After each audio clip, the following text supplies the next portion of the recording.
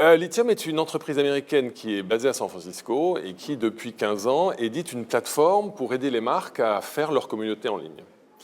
Donc, c'est ce qu'on appelle la Total Community, la communauté totale. Et cette communauté, elle est basée sur le principe que le MIT Media Lab avait déjà évoqué en 1995 à l'apparition du web, que le web allait permettre de faire des sites institutionnels d'abord, puis ensuite de faire des sites transactionnels, toute la vague du e-commerce, on est encore dedans, on est même encore au cœur, puis des sites conversationnels, et où les uns et les autres, toutes les parties prenantes des marques et des sites allaient pouvoir communiquer. Évidemment, les réseaux sociaux ont pris cette vague en premier, et certains sont devenus les pure players des conversations, Facebook, Twitter et d'autres, et il y en a plus de 2000 comme ça. Mais aujourd'hui, chaque marque se rend bien compte qu'il faut qu'elle se réapproprie leur communauté. Il faut que leurs valeurs, leurs produits, leurs services, toutes leurs parties prenantes doivent pouvoir communiquer directement entre eux autour des valeurs de la marque et donc sur le site de la marque. Et donc Lithium,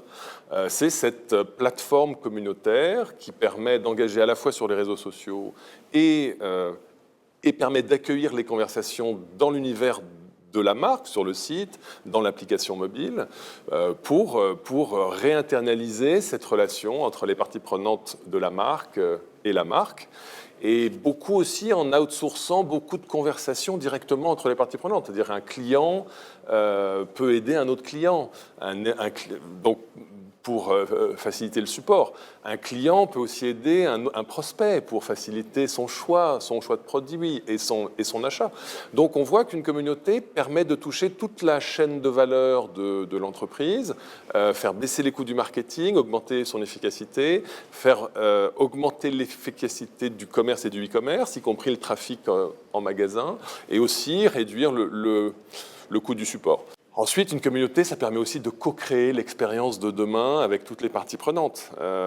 Et ça, c'est important pour qui? Pour le CEO, le PDG, lui qui ne veut pas se faire ubériser ou se faire kodakiser, a besoin de récupérer tous les insights de ses clients, de ses prospects et du marché en général pour pouvoir se réinventer et casser un peu les rigidités internes, les silos dans l'organisation. Et la meilleure manière de faire ça, c'est pas de faciliter la communication interne, parce que s'il n'y a pas de pression, cette communication interne, elle va stagner.